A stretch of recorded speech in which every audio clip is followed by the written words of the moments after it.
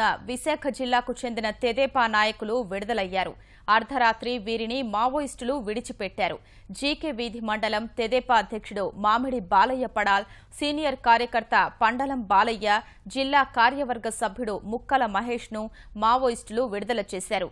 కుటుంబ సభ్యులు తెదేపా నాయకుల విడుదలకు గిరిజన సంఘాలు చొరవ చూపాయి. ఇదే విషయంపై మరింత సమాచారం మా విశాఖ ప్రతినిధి నాగేశ్వరరావును అడిగి తెలుసుకుందాం. నాగేశ్వరరావు, మావోయిస్టుల చెర నుంచి తెదేపా నేతలు ఎప్పుడు విడుదలయ్యారు? ఏ హామీతో మావోయిస్టులు వారిని విడుదల చేశారు? గౌసియా విశాఖ ఏజెన్సీ జీకే వీధి మండలానికి చెందినటువంటి తెలుగుదేశం పార్టీ నేతల ముగ్గురిని కూడా మావోయిస్టులు నిన్న సాయంత్రం ప్రజాకోర్టు నిర్వహించి వారి బంధువులకు గిరిజన సంఘాల నేతలకు అప్పగించినట్లుగా సమాచారం ఉంది.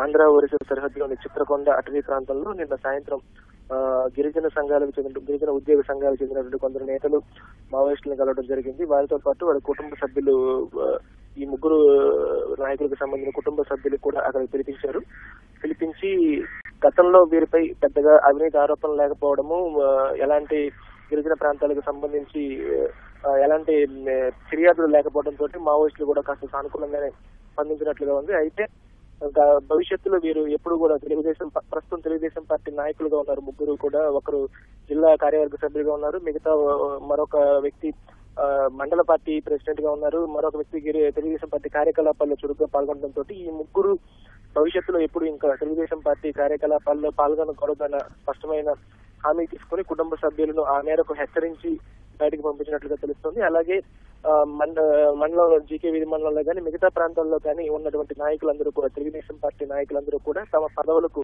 రాజీనామా చేసి బాక్సైడ్ కి వ్యతిరేకంగా పోరాటం చేయాలని వారు ఆదేశించినట్లుగా తెలుస్తోంది. ఈ హామీతోనే వీరందరూ కూడా ఆ ముగ్గురు గిరిజనులను బయటకు విడిచిపెట్టారు.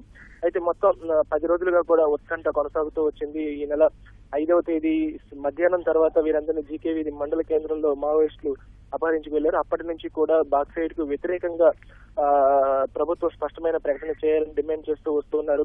ప్రభుత్వం కూడా దీనికి స్పందించింది. ముఖ్యమంత్రి స్వయంగా మాట్లాడుతూ బాక్సైడ్ కార్యకలాపాలేవి ప్రభుత్వం చేపట్టలేదు కాబట్టి తాము వ్యతిరేకించే పరిస్థితి ఉండబోదని చెప్పారు. గతంలో కొనసాగుతున్న పరిస్థితి ఇప్పటికీ ఉంది. ఇంతవరకు తెలుగుదేశం ప్రభుత్వం వచ్చిన 1.5 ఏడాదిలో బాక్సైడ్ గురించి ఇంతవరకు సమీక్ష చేయలేదు, దానిపై ఎలాంటి నిర్ణయం తీసుకోలేదని ప్రకటించారు. అయితే ఈ ప్రకటనను మావోయిస్టులు ఒప్పుకున్నట్లుగా లేదు. అక్కడ వారందరూ కూడా ముఖ్యమంత్రి చంద్రబాబు స్పష్టమైన ప్రకటన చేయలేదు, తనకు తెలియదన్నట్లుగా వ్యవహరిస్తూ ఉన్నారు. ఇంతవరకు ప్రభుత్వం అధికారికంగా ఎలాంటి కార్యకలాపాలు చేపట్టలేదు కాబట్టి దాని గురించి తెలుగుదేశం ప్రభుత్వం ఆలోచన చేయడం లేదు అన్నట్టుగా మాట్లాడారని మావోయిస్టు నేతలు వ్యాఖ్యలు చేసినట్లుగా తెలిసింది.